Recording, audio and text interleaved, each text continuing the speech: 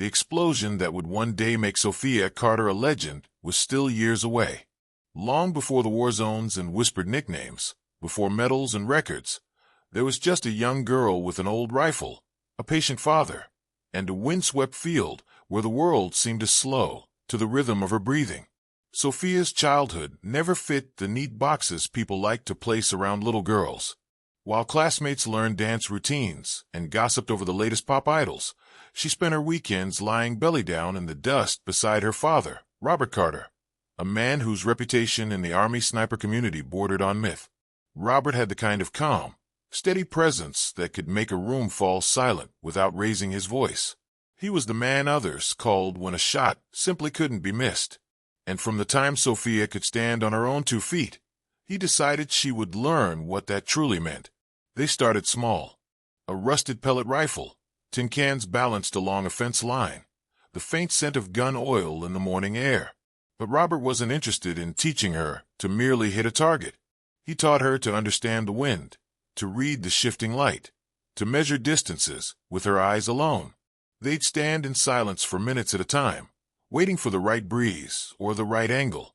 "A marksman doesn't pull a trigger," he would say in that steady baritone. "They choose a moment, one moment that changes everything." Sophia absorbed those lessons with the quiet intensity of someone who knew they mattered.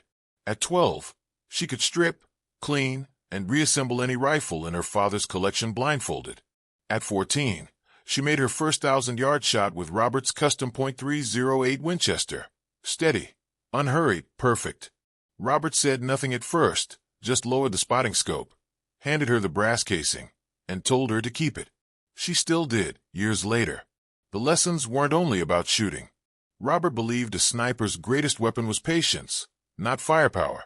He'd take her into the hills for entire afternoons, both of them lying hidden in natural cover, while he pointed out details: an animal trail winding through the grass, the subtle arc of a hawk's glide, the shimmer of heat rising off stone.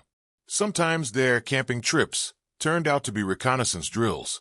They'd move silently through woodland and scrub, practicing how to vanish in plain sight. The hours taught her a truth she would carry for life. The stillness before a shot was as important as the shot itself. And then there were the talks.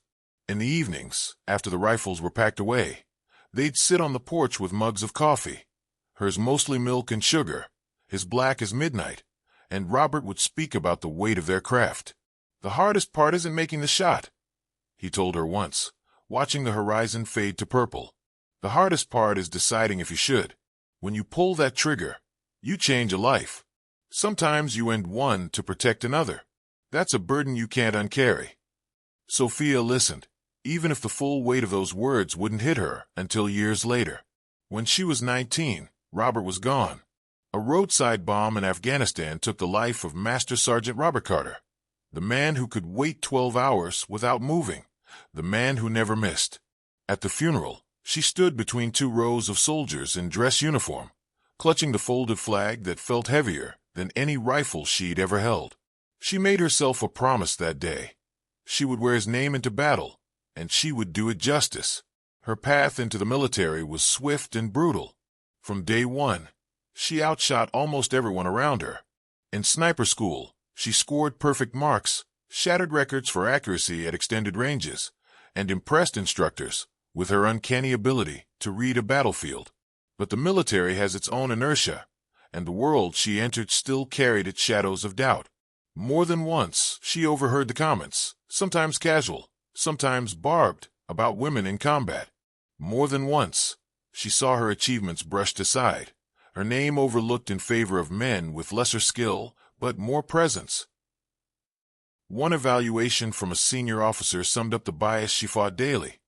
Carter's technical skills are exceptional, but she lacks the physical presence and psychological toughness for extended frontline sniper work.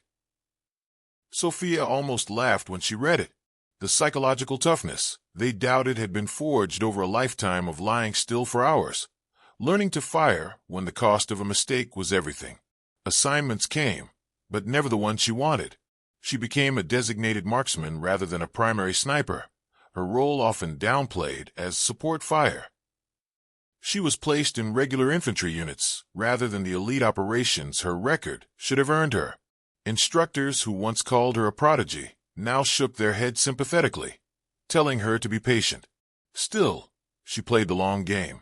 She trained harder, studied longer, and refused to let frustration leak into her performance.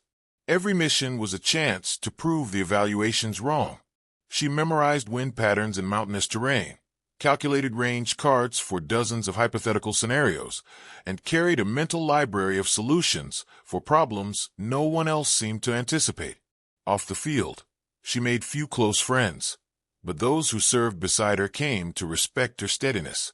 She never boasted, never argued, and never made promises she couldn't keep. Sophia Carter was the quiet professional in the corner, the one you forgot to notice until you realized she'd been keeping you alive all along. And deep down, she knew the day would come when skill would matter more than prejudice, when the people who underestimated her would have no choice but to see her as she truly was. Robert's voice still lingered in her mind on restless nights. One shot can change everything. She was ready. She'd been ready for years. What she didn't know was that her moment would come not in a controlled range or a planned operation, but on a mountainside half a world away, in the chaos of fire and smoke, with the lives of her squad hanging by the thinnest thread. But for now, she waited, just as her father had taught her, still, steady, and watching. Sophia Carter's latest posting placed her in the rugged mountains of Afghanistan, where jagged ridgelines clawed at the sky, and the wind carried the constant whisper of danger. She had been attached to Alpha Squad, a tight-knit team of 9 soldiers who had survived enough firefights together to move like a single organism. They weren't strangers to loss, but they also weren't strangers to underestimating the quiet sharpshooter now among them. Captain Michael Webb, Alpha Squad's leader, had been the one to request a designated marksman for their operations. He'd read Sophia's file, noted her scores, and respected her precision. Yet even Webb carried the unspoken assumption that she was there as backup, not as the squad's primary long-range weapon. "Carter's good," she overheard him tell another officer once. "But when the fight gets heavy, I want someone with real presence on that rifle." He meant it as a compliment, but the word stung nonetheless. The rest of the squad came with their own personalities, habits, and grudges. John Vasquez, the explosives expert and oldest member at 32, treated Sophia like a kid sister. He'd been around long enough to see talent for what it was, and though he teased her, he always had her back when the comments from others cut too close. Daniel Morrison, a former ranger with a sharp jaw and sharper opinions, had an uneasy respect for her. He admired her shooting, but that didn't stop the occasional jab about women in combat. Sophia didn't waste breath arguing. She knew performance would answer him better than words. Ethan Patterson, the squad's medic, had a calm voice that could steady a man while he was bleeding out. He valued her presence most during medical extractions. Knowing her rifle meant one less thing to worry about when patching someone up under fire. Adam Brooks was the rookie, barely 20, still fresh-faced, still believing that every mission would go exactly as planned. To him, Sophia wasn't a novelty. She was a role model. He'd grown up seeing female soldiers on the news and thought nothing of it. Ryan Chun, the communication specialist, was methodical and detail-oriented. He relied heavily on her overwatch during radio relays in hostile territory. Luis Rodriguez, the machine gunner, had once been one of her loudest critics. That changed the first time she saved his life with a well-timed shot. Now he followed her instructions in combat without hesitation. And Mark Johnson, a demolition expert with 8 years of service, was the quiet professional of the group. He didn't speak much, but his trust was hard-earned, and he had given it to her after seeing her in action. They were a mix of personalities, and while camaraderie existed, Sophia was still the outsider. She didn't push to be liked. She simply did her job with a precision that left no room for doubt, at least in her own mind. The mission briefing came at sunset in a cramped forward operating base, the air heavy with dust and the faint tang of fuel. Intelligence had picked up unusual enemy movement in the Hindu Kush, a region notorious for narrow passes and unforgiving weather. Drones had spotted armed fighters moving supplies, possibly toward a hidden weapons cache. Alpha Squad's task was to confirm the presence of hostiles and, if possible, pinpoint the location for an airstrike. Simple, at least on paper. Observation only, Webb told them, leaning over the topographic map spread across the table. We're not here to start a firefight unless there's no other choice. We insert at first light, watch, report, and get out. Sophia took careful mental notes. While others glanced casually at the ridgelines marked in red, she was already mapping potential sniper nests, choke points, and fallback positions. She stayed after the briefing to study the wind patterns recorded for that valley over the past month. In the margin of her notebook, she sketched a quick-range card, listing distances to every landmark she could see on the drone photos. To some, it was over-preparation. To her, it was survival. They lifted off at dawn in a rattling helicopter, the thump of the rotors drowning out thought. The mountains unfolded beneath them like a crumpled map, deep shadows in the valleys, sunlight catching the frost on high peaks. The air was thin and sharp, carrying the scent of snow even though they were miles from the glaciers above. The pilot dropped them on a rocky outcrop that overlooked the valley floor. Webb directed them into position, spreading the squad in a defensive semicircle among boulders. Sophia was sent 50 meters upslope, her rifle resting on a bipod, giving her the highest line of sight. Her M24 felt like an extension of herself. She checked the scope, adjusted for the light, and settled into stillness. Through the crosshairs, the valley magnified into a living map, fighters moving in small groups, mules laden with crates, glints of metal that could have been weapons or tools. She counted at least 30 armed men, many carrying rifles that looked far too modern for this remote stretch of land. "Ghost, you seeing what I'm seeing?" Webb's voice crackled in her earpiece, using her call sign. "Confirmed, Captain," she murmured. 30 hostiles moving northeast. Possible leadership targets in Group 2. I have clear shots if needed. Negative, Ghost. We're here to watch. She obeyed, tracking their movement, noting which fighters seemed to give orders, who they spoke to, and how they carried their weapons. Hours passed in patient observation. The sun rose higher, and heat shimmer began to distort her scope picture.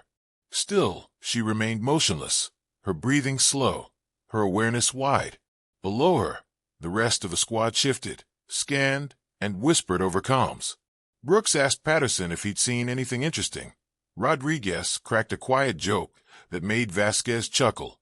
It was almost peaceful. Almost. That's when Sophia's instincts twitched. A flicker of movement up the slope to her left. A trio of figures moving low, using the terrain for cover. They were too close, too cautious to be harmless. She adjusted her focus and caught sight of what they carried. A compact device with a bundle of wires and a blinking red light. Her blood went cold. "Captain," she said, her voice low but urgent. 3 tangos moving toward your 6. 200 meters and closing. Looks like IED equipment. There was a pause. Then Webb's voice came back. "Confirmed. Moving to new." The rest of his words were swallowed by the hollow whistle of incoming mortars. The first round slammed into the slope 50 meters from Sophia's position, throwing shards of rock into the air. She ducked instinctively, the shockwave rippling through her chest. The second round landed in the middle of the squad's position. The blast tore through the valley like thunder, followed by the sharper concussions of ammunition cooking off. Smoke billowed upward, thick and gray, swallowing the place where her team had been moments ago. Sophia's stomach twisted. She keyed her radio. "Alpha Squad report. Captain Webb, do you copy?" "Static. Only static." She stared at the smoke curling through her scope, heart pounding, every sense straining. For a moment, she felt the raw edge of panic scraping at her focus. But panic was a luxury she had never been allowed. Her father's voice, steady in her memory. "When everyone else is losing their head, you keep yours." She exhaled, and her world narrowed to decisions. The air was still ringing from the impact when Sophia slid deeper into the rocks, her mind moving faster than her pulse. Smoke poured from the blast site below, curling upward like black fingers against the pale sky. Somewhere inside that churning haze, Alpha Squad was either gone or dying. She forced her breathing to slow, letting her eyes adjust to the chaos. Debris rained down in dull thuds, clinking off stone, landing in the scrub. The taste of dust coated her tongue, mixed with the faint metallic tang of her own blood. A jagged cut across her forehead sent a warm trickle into her right eye, blurring her vision until she wiped it away with the back of her glove.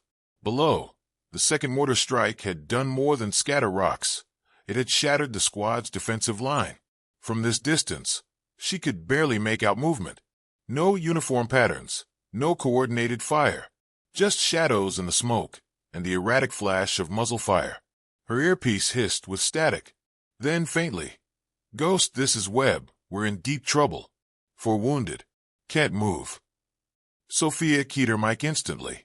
"Captain, where's your position?" 300 meters southeast of your last ping. Johnson's legs are gone. Rodriguez took shrapnel to the chest. Chen's out cold. Vasquez and Morrison are still mobile, but running dry on ammo. Patterson's working the wounded. Extraction's not here for hours. She closed her eyes for half a heartbeat. Hours. They didn't have minutes. Through her scope, she found them. A cluster of bodies huddled in the shallow crater left by the blast. The depression gave them some cover, but not enough. Enemy fighters were closing from three sides, advancing in disciplined bursts, each movement covered by the next. Whoever commanded them knew their trade. She scanned higher, searching for the brain behind the assault. That's when she saw it. A glint far off on a southeastern ridgeline, exactly where the valley funneled into a natural choke point. The telltale puff of dust came an instant later, followed by a crack that wasn't aimed at her. The Overwatch sniper was targeting the crater, directing the attack. Her rangefinder blinked the numbers back at her. 3,247 meters. The shot was absurd. Past absurd. At that distance, the bullets drop, drift, and even the rotation of the earth itself would all work against her. One twitch of wind, and the round would sail wide. But if she didn't take it, Webb and the others wouldn't survive long enough for extraction. "Captain," she said, "hold position for 15 minutes. I'm going to neutralize the Overwatch." "Negative, Ghost. That's too far. Fall back to extraction and call support." "With respect, sir, if I fall back, you're all dead. That sniper will kill the bird before it gets within range. This is the only way." She didn't wait for permission. Orders mattered. So did survival. And right now, survival meant breaking every limit she had ever trained under. Moving low, Sophia slipped from her nest and began circling along the slope, using every fold of terrain to stay invisible. Loose stones shifted under her boots, threatening to betray her, but she adjusted her weight with the hunter's care. She'd learned early from her father, if they can't see you, they can't kill you. The journey to her new perch was a slow crawl through jagged rock and sun-baked dirt. Each movement cost seconds she couldn't afford. The shouts below grew louder, enemy voices closing the ring. Twice, she froze entirely as stray gunfire cracked overhead. Finally, she found it. A narrow outcrop that gave her a clean view of the southeastern ridge. From here, she could see the enemy sniper clearly.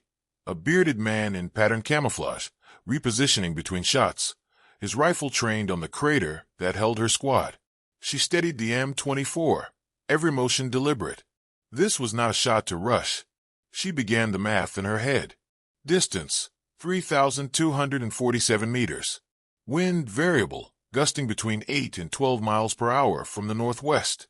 Thermal updrafts, rising from the valley floor, pushing the bullet fractionally upward mid-flight. Coriolis effect, subtle, but at this range, the earth spin mattered. Her breathing slowed to match the metronome in her mind. 1-2 half-breath in. Hold. Through the glass, the sniper adjusted his scope, entirely unaware. Behind her calm, memories sharpened. Her father's voice on cold mornings, the smell of oil and canvas, the ache in her elbows from hours lying prone. When everything depends on one shot, Sophia, trust the rifle. Trust yourself. She pressed the trigger. The M24 bucked into her shoulder. The suppressed crack muted against the open sky. In the seconds that followed, she tracked the invisible arc of the round, not truly seeing it, but feeling where it was. The uncertainty stretched like wire. Then, The man on the ridge jerked backward and vanished from view. Her radio flared to life. "Ghost, hostile overwatch is down. Hostiles are pulling back." She didn't answer yet. She was already shifting position, moving like smoke along the rocks. The death of their sniper had broken the enemy's rhythm, but momentum had to be seized. She found another firing point, lined up on the nearest cluster of fighters advancing toward the crater, and sent one round into the leader's chest. Before the others could react, she was gone again. For the next 20 minutes, she became a ghost in truth, appearing only long enough to take another life before disappearing back into the terrain. Every shot was clean, every target chosen with surgical intent, the machine gunner laying down suppressive fire, the man carrying extra mortar rounds, the fighter waving hand signals to coordinate the advance. By the time she was done, 17 enemy bodies lay scattered across the rocks, and the rest had melted back into the valley's shadows. In the crater, Webb's voice came through again, steadier this time. "Ghost, whatever you're doing, keep doing it. You've cleared the east side. We've got breathing room." "Copy, Captain," she replied. "Hold your ground. Extraction route's clear." It was only then that the shaking started, not in her hands, but somewhere deep in her chest. She forced it down, reminding herself there was still time for mistakes if she lost focus. Only when the heavy thump of rotor blades began to echo through the valley did she allow herself a breath that felt like something close to relief. The helicopter hovered in a spray of dust, its side door open as medics waved the wounded aboard. Webb was the last to climb in before turning to look back toward her ridge. Even at that distance, she saw the change in his expression, a mix of exhaustion, gratitude, and something approaching awe. She broke down her rifle in silence, the way her father had taught her, before moving to board. The helicopter's interior was a chaotic patchwork of noise and movement, rotor thump above, shouted instructions from the medics, the groans of wounded men being stabilized. Dust and the acrid scent of gunpowder clung to every breath. Sophia stepped inside, rifle slung, blood still drying in a thin line down her cheek. Captain Michael Webb was seated against the bulkhead, his uniform torn at the sleeve, one leg stiffly braced. His eyes locked on hers the moment she entered. No words at first, just that steady look, as if trying to reconcile the soldier he thought he knew with the one who had just pulled them out of certain death. Rodriguez lay on a stretcher nearby, pale but breathing, a blood-soaked bandage wrapped tight across his chest. Johnson was conscious despite the damage to his legs, his face drawn with pain, but lit with something like disbelief. Vasquez, arm in a makeshift sling, still found enough strength to flash her a tired grin. Morrison, the man who'd once joked about her backup role, kept his gaze on her with a mix of respect and something like shame. The hum of the engines was the only thing that kept the silence from swallowing them whole. Webb finally spoke. "Carter, that shot you took, what was the range?" She met his gaze without hesitation. 3,247 meters, sir." The cabin went quiet. Even the medics glanced up. Vasquez let out a low whistle. "No one's ever pulled something like that off, not in combat." Morrison shook his head slowly. "I wouldn't have believed it if I hadn't been there." Sophia didn't respond. She wasn't here for disbelief or praise. She thought of her father instead. The mornings spent reading wind from the quiver of leaves, the hours holding a position while muscles screamed for relief. The quiet voice telling her that one day she'd face the moment when it all mattered. She had faced it, and won. The extraction flight back to base felt longer than the mission itself. Outside, the mountains unrolled in shades of gray and gold. Inside, every second was measured in the labored breathing of the injured and the hushed comms chatter between the cockpit and the field hospital. Patterson, his hands still slick from combat medicine, leaned over to her. "I've seen a lot of good shooters, Carter. But you were the difference between us going home and us being names on a wall. Don't ever forget that." Adam Brooks, the youngest of the squad, was seated across from her, helmet resting in his lap. His eyes were wide, not with fear, but with something closer to awe. "Can you teach me? The way you shoot. I mean everything, the wind, the distance, all of it." Sophia's lips twitched in what might have been the ghost of a smile. "One day," she said. Rodriguez coughed from his stretcher, but managed to speak. "I've been wrong about a lot of things in my life, Carter. Thinking you couldn't be primary sniper was one of them." Chun, just regaining consciousness, mumbled through the haze of painkillers. "Next time anyone says women can't fight, I'm telling them about Ghost Carter and that shot." The nickname, Ghost, had been hers for months, an informal call sign. But in that moment, it took on a new weight. Not just a name, a story, a legend. Back at base, the debrief was clinical. They logged the mission parameters, enemy numbers, casualties, and the unusual sequence of events. The 3,247-meter kill was verified with rangefinder data and confirmed by aerial reconnaissance. On paper, it became an operational statistic. In whispers, it became something else entirely. Webb's after-action report didn't bother with modest language.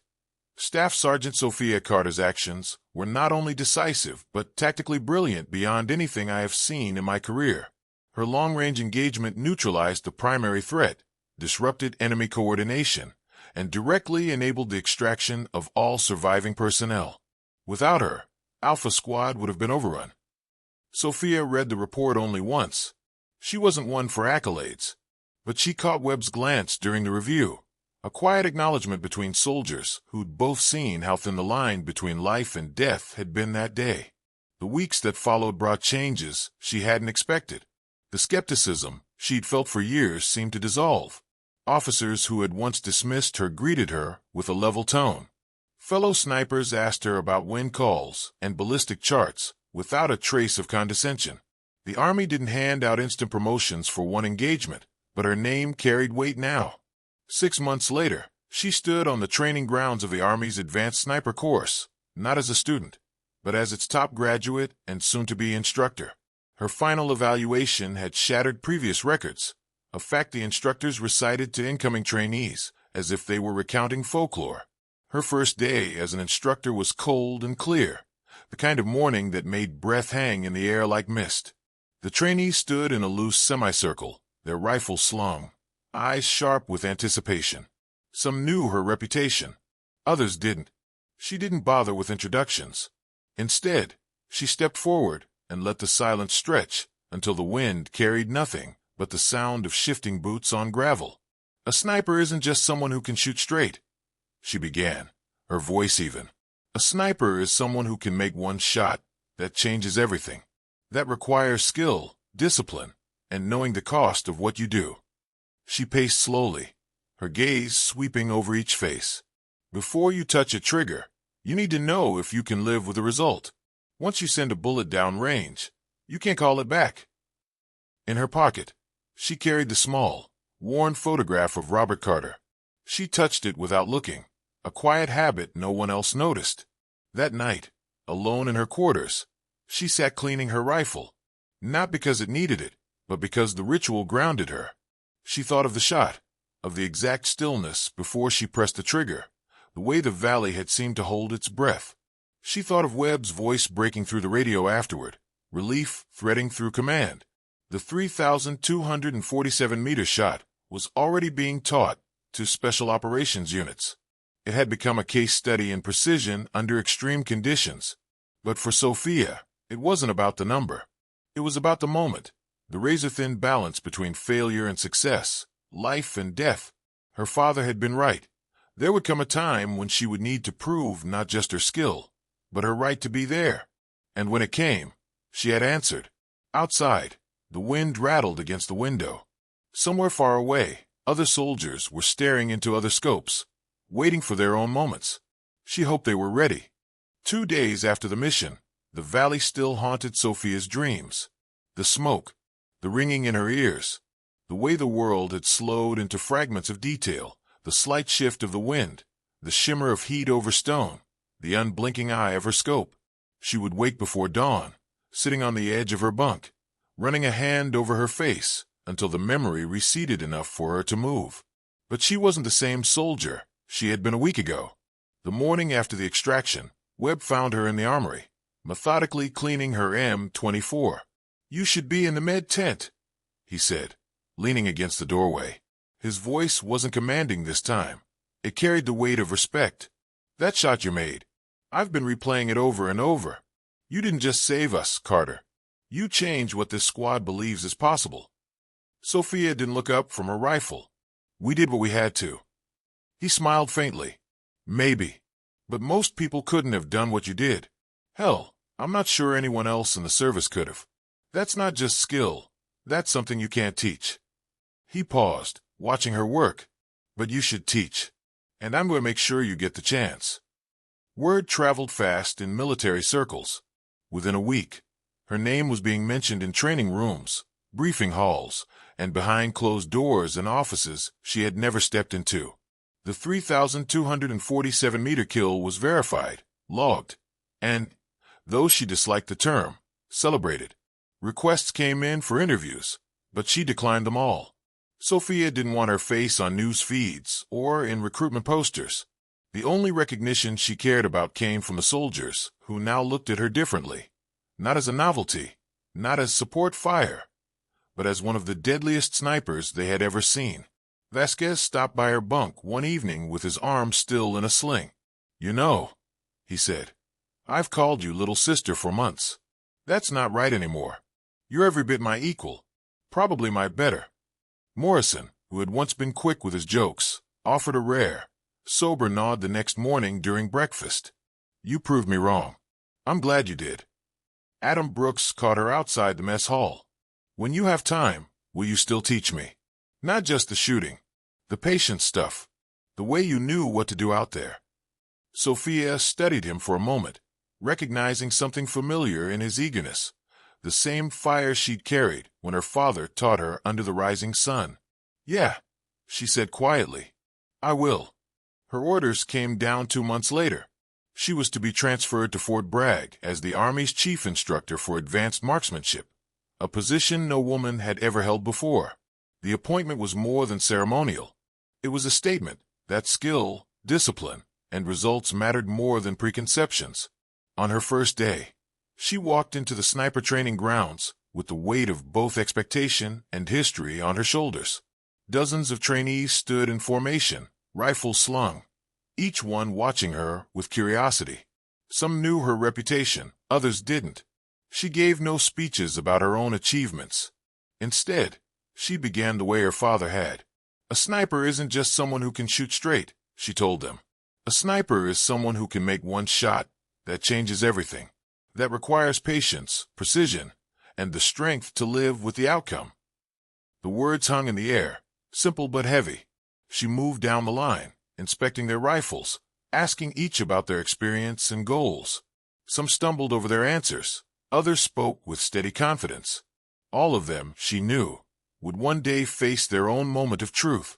Her office was spare, maps on the walls, ballistics charts pinned above the desk, and a single photograph in a black frame. It was the shot from that day in the Hindu Kush, captured by a drone. The crater, the smoke, and her silhouette lying prone on the ridge. Below it, in neat lettering, were the numbers. 3,247 M.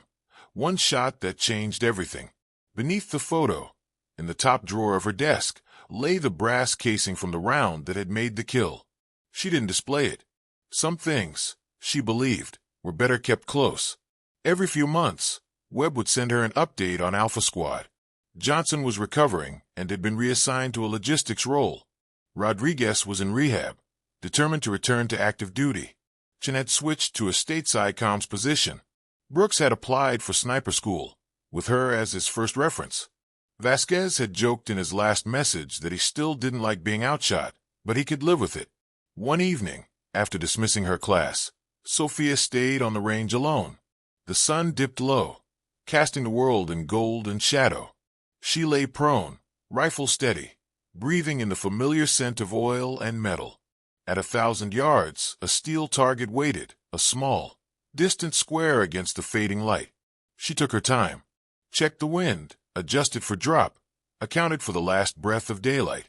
Then, with the same quiet certainty she'd had that day in the mountains, she pressed the trigger. The sound of the hit came back to her a moment later, a crisp ping across the open space. She thought of her father, not just his lessons, but the way he had believed in her before she had fully believed in herself. One shot can change everything, he'd said. It had. Not just for her squad, for the soldiers she now trained, for every young recruit who looked at her and saw not just a woman with a rifle, but a sniper who had earned her place 1,000 times over. Sophia Carter didn't set out to make history. She set out to be ready when her moment came. And when it did, she met it with stillness, precision, and the unshakable will to act. Somewhere, out there in the dark, another soldier was waiting for their moment. She hoped they'd be ready too.